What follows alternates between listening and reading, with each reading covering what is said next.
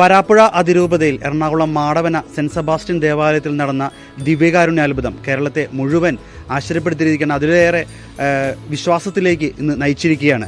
കഴിഞ്ഞ ദിവസങ്ങളിലെല്ലാം 2 ദിവസങ്ങളിലായിട്ട് അതിൻ്റെ എല്ലാം വീഡിയോ സമൂഹ മാധ്യമങ്ങളിലെല്ലാം നാം കാണുന്നുണ്ട്. ഇന്നിപ്പോൾ ഗുഡ്നസ് TV എത്തിയിരിക്കുന്നത് മാടവന സെന്റ് സെബാസ്റ്റ്യൻ ദേവാലയത്തിലാണ്. ഇപ്പോൾ ആ ഒരു ദിവ്യകാരുണ്യ അത്ഭുതം തിരുവോസ്തി രക്തമായി മാറിയത് നേരിട്ട് കണ്ട ഇടവകയിലെ വിശ്വാസി സമൂഹം നമ്മളോടൊപ്പം ചേരുകയാണ്. നമുക്ക് അവരോട് കാര്യങ്ങൾ ചോദിച്ചറിയാം. എൻ്റെ പേര് റീസ ജോർജ്. ഞാൻ ഈ മാടവന ഇടവകയിലെ പുറത്തുനിന്ന് കെട്ടിവന്ന വ്യക്തിയാണ്. 24 കൊല്ലമായി ഞാനിവിടെ വന്നതിന് ശേഷം. ഞാൻ തിരുവാല സഖ്യം തൊട്ട് പ്രവർത്തിക്കുന്നതാണ്. പറഞ്ഞു കേട്ടിട്ടുണ്ടെന്നുള്ളതല്ലാതെ ഞാൻ ഒരിക്കലും കണ്ടിട്ടില്ല. ഈശ്വര ദിവ്യകാരുണ്യത്തിൽ സത്യവിശ്വാസികളായ കുടുംബാംഗങ്ങളല്ലെ കുടുംബ പാരമ്പര്യം എന്നൊക്കെ ഉണ്ട് പറയുന്നല്ലാതെ ഇവിടെ വന്ന കുടുംബം അങ്ങനെ തന്നെയാണ്. പക്ഷെ കണ്ടില്ല. ഞാൻ 3 ആഴ്ചയും ഞാൻ എല്ലാ ഞായറാഴ്ചയും രാവിലത്തെ കുർബാനയ്ക്ക് വരുന്ന വ്യക്തികളാണ്. അപ്പം ഞാൻ പെരുന്നാൾ കമ്മിറ്റി ഉണ്ട് ഞങ്ങൾക്ക്. സെബസ്ത്യാനൂസിൻ്റെ പ്രതിഷ്ഠയാണ് ഇവിടെ. പെരുന്നാൾ കമ്മിറ്റിക്ക് വേണ്ടിയിട്ട് 2ാമത്തെ കുർബാനയ്ക്ക് വന്നപ്പോൾ ഇവിടെ വലിയ ക്യൂ ആയിരുന്നു. കഴിഞ്ഞ് അപ്പോൾ അച്ഛൻ സക്രാരിലേക്ക് വെക്കാൻ പോയപ്പോൾ ഇങ്ങനെ കാണിച്ചച്ഛൻ. അപ്പോൾ കൊച്ചിൻ്റെ മാതാപിതാക്കളും ഈ കുട്ടി ഇരിക്കുമ്പോൾ ഞാൻ പിന്നെ നമ്മുടെ കാസയുടെ അകത്ത് അച്ഛൻ ടവല് വെച്ചിട്ട് ഇങ്ങനെ കാണിച്ച ആ ഒസ്തിയ കാണുന്നത് ദിവ്യകാരുണ്യ ഈശോൻ്റെ. അപ്പോൾ 4ാമത്തെ തുള്ളി ചെറുതും 3 തുള്ളി ഉണ്ടായുള്ളൂ. അത് കഴിഞ്ഞ് ഞാൻ അങ്ങനെ തന്നെ പിന്നെ പോയില്ല വീട്ടിൽ. അത് കഴിഞ്ഞ് സക്രാരിയിലേക്ക് വെക്കുന്നവരെ ഞാൻ ഇവിടെ തന്നെ നിന്ന് കരുണക്കൊന്തയും പ്രാർത്ഥിച്ചുകൊണ്ടിരുന്നു. ലാസ്റ്റ് സക്രാരിയിലേക്ക് വെച്ചതിന് ശേഷമാണ് പോയത്. 2ാമത്തെ ആഴ്ചയും അച്ഛൻ പറഞ്ഞ് പെരുന്നാൾ കമ്മിറ്റി ഉണ്ട് വരണമെന്ന് പറഞ്ഞു. അപ്പോൾ ഞാൻ പെരുന്നാൾ കമ്മിറ്റി അനുസരിച്ച് വന്നു. അപ്പോൾ അന്ന് കണ്ട കാഴ്ച കുറച്ചുകൂടെ ദയനീയമായിരുന്നു. അപ്പോൾ ഞാൻ ആ കൊച്ചിൻ്റെ ലൈനിൽ നേരെ അന്ന് ആ കൊച്ചിന് വായിലാണ് കൊണ്ടത്, നാവിലാണ് കൊണ്ടത്. ആദ്യ ദിവസം കയ്യിൽ. അപ്പോൾ എൻ്റെ ഇളയമോൻ്റെ മോൻ ഇങ്ങനെ കാണിച്ച്. ഇപ്പം ഈ ചേട്ടൻ്റെ മോൻ അച്ഛനൊക്കെയാണ് അവിടുത്തെ മോള് ഇങ്ങനെ കാണിച്ചപ്പോൾ അവരുടെ ഇതായിരുന്നു കാഴ്ചവെപ്പ്. ഞങ്ങൾക്ക് ഓരോ ക്ലാസ്സിലെ കുട്ടികൾക്കാണ് അവരുടെ കാഴ്ചവെപ്പായിരുന്നു. അപ്പോൾ ജിസുവാൻറ്റീൻ ഇങ്ങനെ കാണിച്ചു കഴിഞ്ഞപ്പോഴേക്കും ഇവനെ കാണിച്ചപ്പോൾ ഇവനെ കൈയിട്ടൊരു തട്ട് കൊടുത്തുന്നു. അപ്പോൾ ഞാൻ വീട്ടിൽ വന്നപ്പോൾ പറഞ്ഞു നീ ഈശോനെ തട്ടിയല്ലേ എന്ന് പറഞ്ഞപ്പോൾ കൊച്ചു വന്നു തൊട്ട് പിന്നെ ഭയങ്കര സങ്കടവും വെള്ളം പോലും കുടിക്കാതെ നാവിൽ തിരുവസ്തി വന്നു കഴിഞ്ഞപ്പോഴേക്കാണ് ഇങ്ങനെ കയ്യിൽ കണ്ടു കഴിഞ്ഞിട്ട് അത് കഷ്ണം ഒരു നീളത്തിലെ കഷ്ണം ഇട്ടാണ് കാണുന്നത്. അത് കഴിഞ്ഞ് ഇപ്പം 3ാമത്തെ ആഴ്ച വട്ടമായിട്ടുള്ളതല്ല. അപ്പൊ അച്ഛനോട് തോണ്ടി വന്ന് പറഞ്ഞു കഴിഞ്ഞപ്പോഴേക്ക് അച്ഛൻ തിരിച്ച് ദിവ്യപൂജയുടെ കർമ്മങ്ങളെല്ലാം കഴിഞ്ഞതിന് ശേഷം വന്നേച്ചു അച്ഛൻ ഇത് നാവിലേക്ക് തുപ്പി മേടിക്കണേത് നാവിൽ നിന്ന്. അപ്പൊ ബ്ലഡ് ഉണ്ടായിരുന്നു, കൊച്ചിന്റെ വായിൽ ബ്ലഡ് ഉണ്ടായിരുന്നു. ഈ തുപ്പിയ ബ്ലഡ് ഒരു നീളത്തിൽ കണ്ടു. അപ്പൊ അതങ്ങനെ തന്നെ അച്ഛൻ കൊണ്ടുവന്നേച്ചു. അന്ന് കുറെ അധികം പേരെ കാണിച്ചു കഴിഞ്ഞ് ഒരു 1:30 മണിയോടുകൂടെ ഞാൻ അത് കഴിഞ്ഞു ലാസ്റ്റ് സക്രാരിൽ അടക്കിയ പിന്നെ പോയത് 1:30 മണിയോടുകൂടെ കഴിഞ്ഞു. ഈ പ്രാവശ്യം ഞാൻ വീട്ടിലിരിക്കുകയായിരുന്നു. അപ്പോൾ പെരുന്നാൾ കമ്മിറ്റി ഉണ്ടെന്ന് ഈ പ്രാവശ്യം പറഞ്ഞിട്ടുണ്ട്. അപ്പോൾ ആദ്യത്തെ കുർബാന കഴിഞ്ഞിട്ട് ഈ കൊച്ചാനോട് ഒന്നിച്ചു അമ്മാമ്മ ഇത് ഇന്നും കണ്ട അഗ്നിസാൻറ്റിയുടെ വായിലെന്ന് പറഞ്ഞു. ഞാൻ അങ്ങനെ തന്നെ എങ്ങനെ വന്നെന്ന് പറയാൻ പറ്റില്ല. ഞാൻ വേഗം വീട്ടിൽ നിന്ന് വേഷത്തിൽ അങ്ങോട്ട് ഒരു സാരി വലിച്ച് ഇവിടെ കൊടുത്ത് ഇവിടെ വന്നു കഴിഞ്ഞപ്പോഴേക്കും ഞാൻ കാണുന്ന കാഴ്ച ഭയങ്കര ജനങ്ങൾ വന്നു. അപ്പോൾ ഞാൻ ചെന്നിങ്ങനെ നോക്കിയപ്പോൾ കുറച്ച് തുള്ളി ഉണ്ടായുള്ളൂ, ഇത്തിരി ഉണ്ടായിരുന്നുള്ളൂ. അത് കഴിഞ്ഞ് അവസാനം ഭർത്താവ് പറയാം അവസാനം കണ്ട കാഴ്ച ശരിക്കും വേകുല മാതാവിൻ്റെ ഹൃദയത്തിലെ ലവ് ചിഹ്നത്തിൽ കട്ടച്ചുവപ്പ്. ഞാൻ 5:45 പിതാവിന്റെ വണ്ടി അവിടെ കൊണ്ടുവന്ന് ഹൃദയത്തിന്റെ രൂപത്തിലായിരുന്നു. ഹൃദയത്തിന്റെ രൂപത്തിലായിരുന്നു.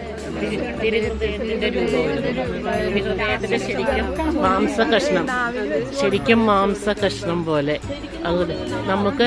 നമ്മള് പെരുന്നാൾ കമ്മിറ്റി ഉണ്ടെന്ന് പറഞ്ഞുകൊണ്ട് ഞങ്ങളൊക്കെ രാവിലത്തെ കുർബാനയ്ക്ക്, അതായത് 2ാമത്തെ കുർബാന 9:30 മണിക്ക് കുട്ടികളുടെ കുർബാനയാണ്. അപ്പൊ രാവിലത്തെ കുർബാനയാണ് ഇടവക വലിയ ആൾക്കാർ മുതിർന്നവരുടെ. അപ്പം ഞങ്ങളൊക്കെ രാവിലെ വന്നെ. അപ്പം പെരുന്നാൾ ഈ അച്ഛൻ വന്നിട്ട് 1 മാസമായിട്ടുള്ളൂ. അച്ഛൻ വന്നപ്പോൾ തന്നെ 2 മാസം അച്ഛൻ വന്ന ഉടനെ തന്നെ പള്ളിക്ക് തന്നെ പ്രകാശം. നമ്മൾ ആ ഗേറ്റിൽ നിന്ന് ഇങ്ങോട്ട് കടക്കുമ്പോൾ തന്നെ പോസിറ്റീവ് എനർജിയാണ്. എൻ്റെ കസിൻസൊക്കെ എൻ്റെ വീട്ടിൽ വരുമ്പോൾ നിങ്ങളുടെ മാടവന പള്ളിയിലോട്ട് നോക്കുമ്പോൾ ഭയങ്കര പ്രകാശമാണല്ലോ. അപ്പം ഞാൻ പറഞ്ഞ അച്ഛൻ മാറി, പുതിയ അച്ഛനാണ് വന്നേക്കണത്, അതിൻ്റെ പ്രകാശമാണ്. അച്ഛൻ വെളുപ്പിനെ തന്നെ ഇവിടെ പ്രാർത്ഥന തുടങ്ങും. 5:45 ആരാധന തുടങ്ങും. 6:20 ആരാധന. അത് മൗനമായിട്ട് ഒച്ചപ്പാടും ബഹളവും ഒന്നുമില്ല, സൈലന്റ്. ഒരു മുട്ടുസൂചി വീണാൽ പള്ളിയിൽ കേൾക്കാം. അത്ര പരിശുദ്ധമായിട്ടുള്ളൊരു പ്രാർത്ഥന. അപ്പം ഞങ്ങളൊക്കെ 6:30 വന്നിരുന്നവരാണ്. എന്നും 6:30 വന്നത്. പക്ഷേ ഇപ്പം 5:45 തന്നെ വീട്ടിൽ പോരും ആരാധനയിൽ പങ്കുകൊള്ളാനാണ്. അത്രയ്ക്കും നമുക്ക് ഒരു പോസിറ്റീവ് എനർജിയെ പള്ളിയുടെ അങ്കണത്തിലോട്ട് വരുമ്പോൾ തന്നെ ഈ ഇന്നലെ സംഭവിച്ചത് തിരുഹൃദയത്തിന്റെ രൂപത്തിലായിരുന്നു, തിരുവോസ്തി ഉണ്ടായിരുന്നു. അത് മാംസം പോലെയായിരുന്നു. മാംസ കഷ്ണം പോലെ ശരിക്കും ഒരു മാംസ കഷ്ണം. അത് നല്ല ചുമപ്പ്. അത് നമുക്ക് പറഞ്ഞറിയിക്കുമ്പോൾ ഞങ്ങൾക്ക് അതൊക്കെ കാണാനുള്ള യോഗ്യത അച്ഛനിലൂടെ ഈശോ തന്നതിന് ഞങ്ങൾക്ക് ഒത്തിരി നോക്കി. അപ്പൊ അത് അലിഞ്ഞില്ല, അങ്ങനെയാണ് അത് ഉരുണ്ട് വന്നത്. സന്തോഷം തോന്നി. അലിയിക്കാൻ വേണ്ടി കുറെ പാടുപെട്ടു. ദിവ്യകാരുണ്യ അത്ഭുതം സംഭവിച്ച പെൺകുട്ടിയുടെ അമ്മൂമ്മയാണ്. അമ്മൂമ്മയുടെ പേര്? എന്റെ പേര് റോസിലി. എന്റെ ഇളയ മോള് ജിനിത മകളാണ്. ജിനിത ജെയിംസ്. അപ്പച്ചന്റെ ഭർത്താവിന്റെ പേര് ജെയിംസ്. മക്കളുടെ പേര് 3 കുട്ടികളുണ്ട് അവൾക്ക്. ആദിന എലിശോ എന്നാണ് ഈ ദിവ്യകാരുണ്യം അത്ഭുതമായി കയ്യിൽ വന്ന കുട്ടിയുടെ പേര്. 10ാം ക്ലാസ്സിൽ പൊന്നുരുന്നി സ്കൂളിൽ പഠിക്കണേ. അതിന്റെ ഇളയ കുട്ടി 8ൽ പഠിക്കണ ആൺകുട്ടി. അതിന്റെ ഇളയ ഒരു 4 വയസ്സുള്ള LKG പഠിക്കുന്ന കുട്ടിക്കാണ് ഇങ്ങനെ സംഭവിച്ചത്. അടുത്തുണ്ടായിരുന്നോ? ഞാനൊക്കെ രാവിലത്തെ കുർബാനക്ക് വന്നു പോകും. ഇവിടെ അടുത്ത് തന്നെ വീട്. അപ്പൊ നമുക്ക് വെയിൽ വന്നാൽ വരാൻ പറ്റില്ലാത്തതുകൊണ്ട് രാവിലെ വരും. പിന്നെ രണ്ടാമത്തെ കുർബാന കുട്ടികളുടെ കുർബാനയാണ്. അപ്പൊ അവര് മതിയല്ല. പിന്നെ നമുക്ക് പറ്റിയില്ലേ രാവിലെ വന്നില്ലേ രണ്ടാമത്തെ വരും. അപ്പോൾ ഞാൻ മണിയടി കേട്ടാ വന്ന എന്ന് വെച്ചാൽ ഞാൻ ഓർത്ത് പെരുന്നാൾ പ്രസന്ധിയിലുണ്ട് അടുത്ത വർഷത്തേല്. അപ്പൊ അതിന് മീറ്റിങ്ങിന് പറഞ്ഞിട്ടുണ്ടായി അച്ഛൻ. അപ്പൊ ഞങ്ങൾ ഓർത്ത് മീറ്റിംഗ് അപ്പൊ അച്ഛൻ ആദ്യമായിട്ട് ആണുള്ള മീറ്റിംഗ് നടത്താൻ പോണേ ഇവിടെ മാറ്റം വന്നിട്ട്. ആരാധനയോടുകൂടി ആയിരിക്കും എന്നോർത്ത് മണിയടി കേട്ടപ്പോൾ ഞാൻ വേഗം വരണ്ടാന്ന് കരുതിയിരുന്ന ഞാനാ. മോനാ വന്നെ എനിക്ക് പകരം. അപ്പോൾ മണിയടി കേട്ടോടുകൂടി ഞാൻ വേഗം സാരി എടുത്തു കൊടുത്ത് ഇവിടെ വന്ന്.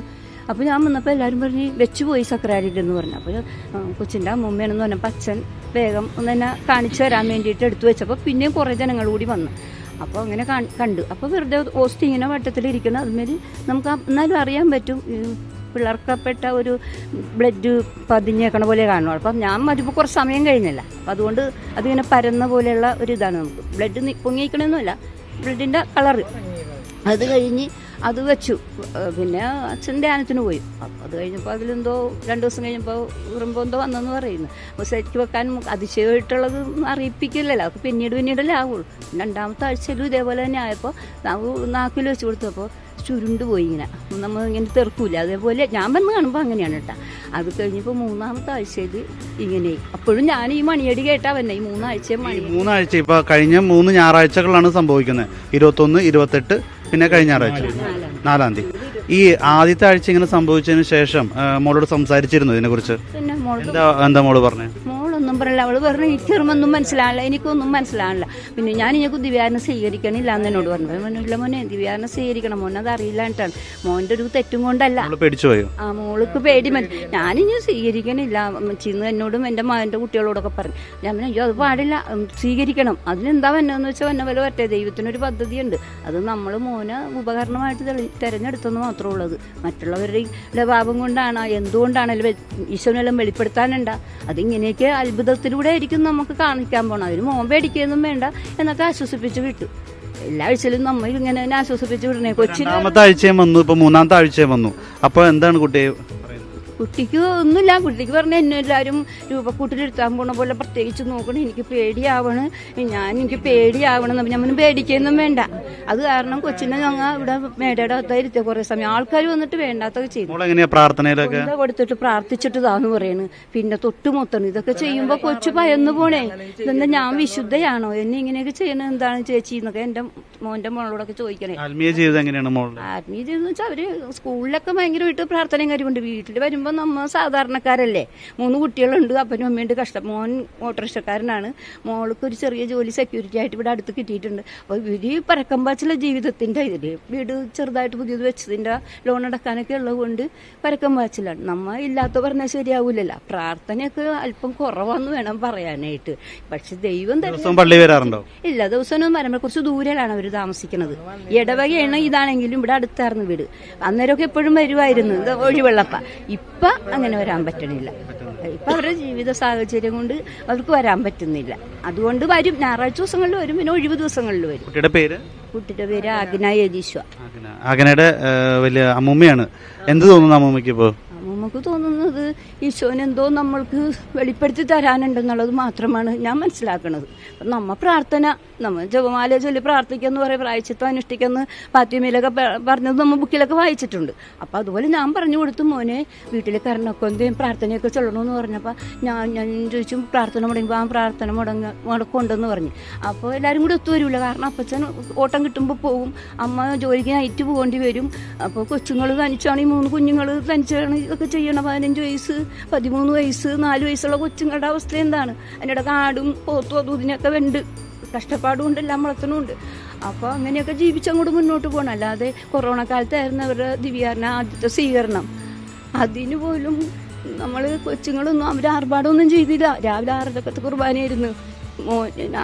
സഹോദരങ്ങളുടെ ഉടുപ്പാണ് ഈ 2 കൊച്ചുങ്ങൾക്കും ഇട്ട് അവർ നടത്തിയത് ദിവ്യാരണം. അതിന് പോലും ഇപ്പോൾ ആൾക്കാർ 4000 10,000 കൊടുത്ത് മേടിക്കും. പക്ഷേ ഈ 4000 രൂപയുടെ ഉടുപ്പ് 1 മണിക്കൂറിനല്ലേ ഉള്ളെന്നും പറഞ്ഞുകൊണ്ട് അവർ അത് ഇട്ടിട്ടാണ് ദിവ്യാരണം നടത്തിയത്, സ്വീകരിച്ചതൊക്കെ 6:30 മണിക്കത്തെ കുർബാന. എന്താണ് ഈശോന് അവരുടേത് മാത്രമല്ല, നമുക്ക് ജനങ്ങൾക്ക് എല്ലാവർക്കും എന്തൊക്കെയോ വെളിപ്പെടുത്തി തരാനുള്ളതാണെന്നാണ് ഞാൻ മനസ്സിലാക്കുന്നത്, ഞാൻ പറയണത്. എല്ലാവരോടും ഞാൻ ചോദിക്കും, എന്നോട് പറയുമ്പോൾ കൊച്ചിൻ്റെ അമ്മമ്മേലെ എന്താ കൊച്ചു പ്രാർത്ഥനയും കാര്യവും, കൊച്ചിന് പ്രാർത്ഥനയും കാര്യവും കൊണ്ടൊന്നുമല്ല ഇങ്ങനെ സംഭവിച്ചത്. ഞാൻ പറയാം, എൻ്റെ മോളാണ്, ഇളയ മോളാണ്. പക്ഷെ അവരൊന്നും പ്രാർത്ഥനയുടെ ശക്തി കൊണ്ടൊന്നുമല്ല ഇങ്ങനെയൊക്കെ സംഭവിക്കുന്നത്. ദൈവത്തിൻ്റെ ഒരു പദ്ധതിയാണെന്നാണ് ഞാൻ മനസ്സിലാക്കുന്നത്. കാരണം ഞായറാഴ്ച ദിവസമൊക്കെ ചിലപ്പോൾ അവർ പള്ളി വരാത്ത ദിവസങ്ങളുണ്ട്, കിടന്നുറങ്ങിപ്പോകും കൊച്ചുങ്ങൾ രാവിലെ. ചിലപ്പോൾ പിന്നെ ഈ ക്യാറ്റിസ് ഉള്ളത് കൊണ്ട് പേടിച്ചിട്ട് മുടങ്ങാതെ വരും.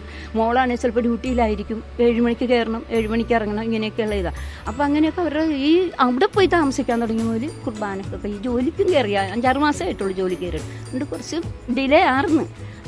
അതുകൊണ്ടൊന്നും അല്ല ഈശോ ഇങ്ങനെ ചെയ്തേക്കണം. കാരണം ഈശോനെന്തോ പദ്ധതി ഉണ്ടെന്നാണ് ഞാൻ മനസ്സിലാക്കണത്. അത് വെളിപ്പെടുത്തണം നമ്മളെ ഈ പ്രദേശത്ത്. പിന്നെ അതിന് ദേവാലയത്തിലൂടെ അത് വെളിപ്പെടുത്തി തരാനായിരിക്കും. ചിലപ്പം മനുഷ്യ മക്കളുടെ അഹങ്കാരം കൊണ്ടോ പാപം കൊണ്ടോ എന്താണെന്ന് നമുക്ക് മനസ്സിലാകണില്ല. എന്താണ് ഏതാണ് ഇങ്ങനെ വെളിപ്പെടുത്താൻ പോകുന്നത് ദൈവത്തിന് മാത്രമേ. തീർച്ചയായിട്ടും വലിയൊരു അടയാളമാണ് അത്. ഈ ഒരു മാടവന ഇടവയ്ക്ക് മാത്രമല്ല, എനിക്ക് തോന്നുന്നു കേരളത്തിന് മുഴുവൻ എന്തോ ഒരു അടയാളമാണ് ഈ ഒരു തിരുവോസ്തി. കാരണം നമ്മളെല്ലാവരും തിരുവോസ്തി ഇങ്ങനെ രക്തത്തിലായത് കണ്ടിട്ടുണ്ട്. വിദേശ രാജ്യങ്ങളിൽ, ഇറ്റലിയിൽ തിരുവോസ്തി രക്തത്തിലായ അല്ലെങ്കിൽ മാംസം ധരിച്ചു എന്നൊക്കെ. പക്ഷെ അത് നേരിട്ട് കാണാൻ ഒരു ഭാഗ്യം സിദ്ധിച്ചൊരു ജനത്തിന് മുമ്പിലാണ് ഇപ്പൊ ഞാൻ നിൽക്കുന്നത്. എനിക്ക് വളരെയധികം അഭിമാനം തോന്നുന്നു. ഈ ഒരു കാര്യത്തിൽ നിങ്ങൾക്ക് എന്ത് തോന്നുന്നു? ദൈവത്തിന്റെ ശക്തമായ ഇടപാടല് ഇപ്പോഴും ഈ സമൂഹത്തിൽ നമ്മുടെ ഈ ഇടവകയിൽ ഉണ്ടെന്നുള്ളതാണ് ഇപ്പൊ തോന്നുന്നത്. നിഷ്കളങ്കരായ പിള്ളേരുടെ ഇതിലാണ് കൂടുതലും ഇത് കാണപ്പെടുന്നത്. ദൈവത്തിന്റെ ഒരു ശക്തി. അതായത് ഇപ്പൊ വിശുദ്ധ കുർബാനയൊക്കെ പലപ്പോഴും അവിശ്വസിക്കുന്ന ഒരു ഭാഗമുണ്ട്, അല്ലെങ്കിൽ തിരുവോസ്തിയിൽ ഈശോ ഉണ്ടോ എന്നുള്ള ഒരു ഡൗട്ട് ഇന്നത്തെ ക്രൈസ്തവർക്ക് പോലും ഉണ്ട് പലപ്പോഴും. അതായത് കഴിഞ്ഞ മെയ് 31 ഞങ്ങളുടെ സെബാസ്റ്റ്യൻ അച്ഛൻ ഇവിടെ ചാർജ് എടുക്കുന്നത്. അത് കഴിഞ്ഞ് ഒരാഴ്ച കഴിഞ്ഞപ്പോൾ എന്നോട് അക്രൈസ്തവർ, ഹിന്ദുക്കളും മുസ്ലിങ്ങളും എന്നോട് ചോദിച്ചു, എന്താ പള്ളിക്ക് ഭയങ്കര ഒരു വെട്ടം വേറെ ഒന്നുമില്ല, ലൈറ്റൊക്കെ ഇട്ടിട്ടുണ്ട്, ലൈറ്റ് നന്നായിട്ട് ഇട്ട അച്ഛൻ. അപ്പം പ്രകാശാത് തന്നെയാണ് ഞാൻ പറഞ്ഞത്. അപ്പോൾ ഞാൻ എന്നും മിക്കവാറും ഒരു 5:45 പള്ളിയിൽ വരും. പള്ളിയിൽ വരുമ്പോൾ അച്ഛനവിടെ കുത്തിയിരിപ്പുണ്ട്. ഇത് നമുക്കറിയാൻ പാടില്ല. അപ്പം ഞങ്ങൾ കൊന്തയല്ല എന്ന് കുറച്ച് സഹോദരങ്ങൾ കൊന്തയല്ലും. അപ്പം അച്ഛൻ പറഞ്ഞു, കൊന്തയല്ലണ്ട, കുർബാന എഴുന്നേറ്റ് വെച്ചേക്കാൻ, നിങ്ങൾ മിണ്ടാണ്ടിരുന്ന് പ്രാർത്ഥിക്കുക. ആ പ്രാർത്ഥന ബലിച്ചു, അതിന് യാതൊരു സംശയവുമില്ല. സത്യമാണ് ഞാനീ പറയുന്നത്. അച്ഛൻ്റെ ആ ഒറ്റ പ്രാർത്ഥനയുണ്ട് ഈശോ ഇവിടെ വരാനുള്ള കാരണം, ആ കുട്ടിയിലൂടെ. ഞങ്ങളുടെ പള്ളിയിൽ കൊറോണയുടെ കാലഘട്ടം കഴിഞ്ഞ പിന്നെ ഞങ്ങളുടെ പള്ളിയിൽ നിറച്ചും ആളുണ്ടായിരുന്ന, കൊറോണ ഇങ്ങോട്ട് കഴിഞ്ഞ് പിന്നെ ആളില്ലാണ്ടായി. എല്ലാവരും യൂട്യൂബ് വഴി കുർബാന കാണലും കുർബാന സ്വീകരിക്കലില്ല. അങ്ങനെ അങ്ങോട്ട് ഒരു കാലഘട്ടം. അത് കൊറോണ കഴിഞ്ഞ് പള്ളിയിൽ കുർബാന വെച്ചിട്ടും ആരും വരാനുള്ള ഒരു മനസ്സില്ല. പിന്നെ അങ്ങനെ പോയ ഒരു ഇടവകയല്ലായിരുന്നു. കാരണം ഇത് ഇപ്പം 230 വീട്ടുകാരേ ഉള്ളൂ ഈ ഇടവകയുടെ കീഴിൽ. എന്തൊരു കാര്യം ഉണ്ടെങ്കിലും എല്ലാവരും കൂടി ഒറ്റക്കെട്ടായിട്ട് ഒരു മീറ്റിംഗ് വിളിച്ചാലും എല്ലാവരും ഒരേ സ്വരത്തിലും ഒരു സന്തോഷം. ഇവിടെ വന്നിരുന്ന അച്ഛന്മാരും അങ്ങനെയൊക്കെ തന്നെയായിരുന്നു. ഞങ്ങൾക്ക് ആദ്യമായിട്ട് വന്നത് ഷെൽബിനച്ഛനാണ്. ഷെൽബിനച്ഛനാണെങ്കിലും എൻ്റെ മക്കളൊക്കെ അന്ന് ഓൾട്ടർ ബോയ്സ് ആയിരുന്നു. ഒത്തിരി ആ പിള്ളേർക്ക് ആ ചൈതന്യം കിട്ടിയിട്ടുണ്ട്. അത് കഴിഞ്ഞ് ജോണച്ചൻ വന്ന്, അത് കഴിഞ്ഞ് അങ്ങനെ ഓരോ അച്ഛന്മാരും മാറി വരുമ്പോഴും ആ പിള്ളേർക്ക് അതുണ്ടായിരുന്നു. പക്ഷേ ഈ അച്ഛൻ വന്നപ്പോൾ ഇവിടെ ഒരു ഇരുണ്ട് മൂടി കിടക്കണ ഒരു പള്ളിയായി. അതായത് ഒരു കാട് പിടിച്ച് ഒരു ചൈതന്യവും ഈ പള്ളിക്ക് ഉണ്ടായിരുന്നില്ലെന്ന് സത്യമായിട്ടും പറയാം. കാരണം അതുമാതിരിയാണ് ഈ പള്ളി എന്ന് വെച്ചാൽ ഞങ്ങൾ തന്നെ എല്ലാ ദിവസവും വരുന്നത് കൊണ്ട് പള്ളിയിൽ വരണമല്ലോ എന്ന് വിചാരിച്ചു. പക്ഷേ ആണുങ്ങൾ ബൈക്കും കാറും ഉള്ളവരെല്ലാവരും അടുത്തടുത്തുള്ള പള്ളികളിൽ ആണ് പോയിരുന്നത്. ഇപ്പോഴും പോകുന്നവരുണ്ട്. പക്ഷെ നമുക്ക് അല്ല, എല്ലാവരും എന്നല്ല, ഇപ്പോൾ നമുക്ക് പക്ഷേ നമ്മുടെ ഇടവക പള്ളിയല്ലേ, നമ്മൾ മരിച്ചു കഴിഞ്ഞാൽ അടക്കം ചെയ്യേണ്ട പള്ളിയാണ്. അച്ഛൻ ഏത് കുർബാനയാണെങ്കിലും സാരമില്ല, നമ്മൾ ക്രൂശിത രൂപത്തിലോട്ട് നോക്കിയാണ് നിൽക്കുന്ന വൈദികനല്ല. പക്ഷേ ഇപ്പം അതല്ല, ഇങ്ങോട്ട് വരുമ്പോൾ ഒരു പോസിറ്റീവ് എനർജിയാണ് നമുക്ക് ഒത്തിരി ഒരു മനസ്സ് നിറഞ്ഞ് ഭക്ഷണം കഴിച്ചില്ലെങ്കിലും നമുക്കൊരു ക്ഷീണമില്ല. അതുപോലെ നമുക്ക് വീട്ടിൽ ചെന്നാലും പ്രാർത്ഥിക്കാനായിട്ട് ഭയങ്കര ഒരു ശക്തിയാണ് അച്ഛനിലൂടെ ഞങ്ങൾക്ക് കിട്ടിയത്. ഞങ്ങൾക്ക് ഈശോ തന്ന ഒരു വലിയൊരു നിധിയാണ് അച്ഛൻ. അതിലൂടെ ഞങ്ങൾക്ക് ഈശോ വെളിപ്പെടുത്തണമെന്നാണ് ഞാനും ഞങ്ങളായ കുറച്ച് പേര് മനസ്സിലാക്കണം. അച്ഛനിലൂടെ ഞങ്ങൾക്ക് ആ കുഞ്ഞിലൂടെ വെളിപ്പെടുത്തി തന്നേക്കണേണ്. ഞങ്ങൾ ഇവിടെ ഉണ്ട്, നിങ്ങൾ ഇനി ഭിന്നിച്ചു പോകരുത്. വിതുമ്പിപ്പോയി അന്ന് ഈ സംഭവം ഉണ്ടായിരുന്നു. ഫസ്റ്റില് അച്ഛനിങ്ങനെ ആയാസപ്പെട്ട് കയറുന്നതാ ഞാൻ കണ്ടത്. അപ്പൊ ഞാൻ ഓർത്ത് അച്ഛൻ എന്തോ സുഖമില്ലാഞ്ഞിട്ടാണെന്ന് ഓർത്താണ് ഇരുന്നത്. പക്ഷെ അച്ഛൻ ഇത് പറയാനുള്ള ഇതുപോലും ഇല്ല. അച്ഛൻ ഇങ്ങനെ വിതുമ്പണായിരുന്നു. ഇത് ഞാനൊരു 6ാമതായിട്ട് ഞാൻ ചെന്ന് കാണുമ്പോ ഇത് ഇങ്ങനെ ബ്ലഡ് മയത്തിൽ ഇങ്ങനെ ഇരിക്കണേന്ന്. എന്നിട്ട് എനിക്ക് അവിടെ നിന്ന് കണ്ണീരൊഴുക്കാതെ ഇങ്ങോട്ട് എത്താൻ പറ്റുന്നുണ്ടായില്ല. അത്രയ്ക്കൊരു ദൈവാനുഭവമാണ് ഉണ്ടായത്. അച്ഛൻ വിറച്ചുകൊണ്ടാണ് പറഞ്ഞ്, ഞങ്ങളോട് ജനത്തിനോട് പറയാൻ പറ്റണില്ല. അച്ഛന് അത്ര അച്ഛനാൾക്കാരെ നിന്ന് കരഞ്ഞു. അത് കഴിഞ്ഞ് നമ്മൾ കാണാവര് കരഞ്ഞു വലിയ നിലവിളിച്ചിട്ടാ താഴെ ഇറങ്ങി വന്നത്. പറഞ്ഞ മാടാനപ്പള്ളിയുടെ ഭാഗ്യമാണിത്. ഞങ്ങളിത് എന്നും കേട്ടിട്ടല്ലേ നമുക്ക് വിശ്വാസ തകർച്ച വന്നുകൊണ്ടിരിക്കുന്ന ഒരു കാലഘട്ടമാണ്. ഇതിനെ ഊട്ടി ഉറപ്പിക്കാനായിട്ടുള്ള വലിയൊരു ഉദാഹരണം മാടാനപ്പള്ളിയുടെ ഭാഗ്യമായിട്ടാണ് ഞങ്ങൾ ഇത് കരുതുന്നത്. നിങ്ങളുടെയൊക്കെ ഒരു പ്രായത്തിലുള്ള ഉള്ളൊരു കുട്ടിക്കാണ് ഇങ്ങനെ ഒരു അത്ഭുതം അല്ലെങ്കിൽ ഈശോ ഇങ്ങനെ തിരുവോസ്തി മാംസമായി മാറിയത്. എന്ത് തോന്നുന്നു? സന്തോഷം. കണ്ടായിരുന്നു. 3 ആഴ്ച ഞാൻ കണ്ടായിരുന്നു. 2ാമത്തെ കുർബാനക്ക് ഞങ്ങൾ പാടാൻ നിൽക്കണായിരുന്നു. അപ്പൊ ഇങ്ങനെ ആദ്യത്തെ ദിവസം നോക്കിയപ്പോൾ അവിടെ എല്ലാവരും കൂടി ഭയങ്കര കൂട്ടം കൂടിയിരിക്കണം. അപ്പൊ ഞങ്ങൾക്ക് വിചാരിച്ച എന്താണെന്ന്. പിന്നെ അച്ഛൻ കരയണപ്പോഴാണ് മനസ്സിലായ ഇങ്ങനെ അത്ഭുതം നടന്നു എന്നുള്ളത്. അപ്പൊ ഞങ്ങൾക്ക് ഭയങ്കര ഒരു കുളിർമേകി ആദ്യത്തെ ദിവസം. പിന്നെ 2ാമത്തെ ദിവസം 2ാമത്തെ ആഴ്ചയും ഇതുപോലെ സംഭവിച്ചു. അപ്പൊ ഭയങ്കര പഠിക്കുമ്പോഴൊക്കെ കേട്ടിട്ടുണ്ടാവുമല്ലോ ഇങ്ങനെ ദൈവം. ഇപ്പൊ സ്വന്തം ഇടവകയിൽ ഇങ്ങനെ കൺമുമ്പിൽ കണ്ടപ്പോ എന്താ തോന്നുന്നത്? വളരെ സന്തോഷം തോന്നി. ആദ്യമായിട്ടാണ് ഇങ്ങനെയൊക്കെ കാണുന്നത്. ഈശോ തിരുവോസ്തിലുണ്ടെന്നൊരു ഡൗട്ടൊക്കെ ഉണ്ടായിരുന്നോ നേരത്തെ? ഉണ്ടായിരുന്നു. അതെല്ലാം മാറി.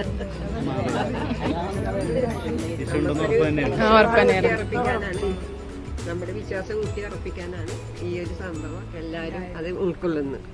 ഇനിയും അത് ഞങ്ങൾ തുടർന്നുകൊണ്ട് പോകും എല്ലാവരും തന്നെ.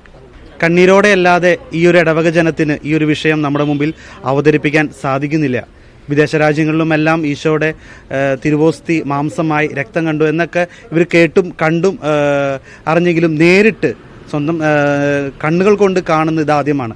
അതിൻ്റെ ഒരു ആശ്ചര്യവും അത്ഭുതവും അതിലേറെ ഭക്തിയും എല്ലാം ഈ ഒരു ഇടവക ജനത്തിനുണ്ട്. ഒപ്പം ഈ ഒരു ഇടവകയ്ക്ക് നൽകിയ ആ കുട്ടിക്ക് മാത്രമല്ല, ഈ ഒരു ഇടവകയ്ക്ക് മുഴുവനായി ഇവർക്ക് എല്ലാവർക്കും നൽകിയ ഒരു അടയാളമായിട്ട് തന്നെയാണ് അവർ ഈ ഒരു അത്ഭുതത്തെ സ്വീകരിച്ചിരിക്കുന്നതും.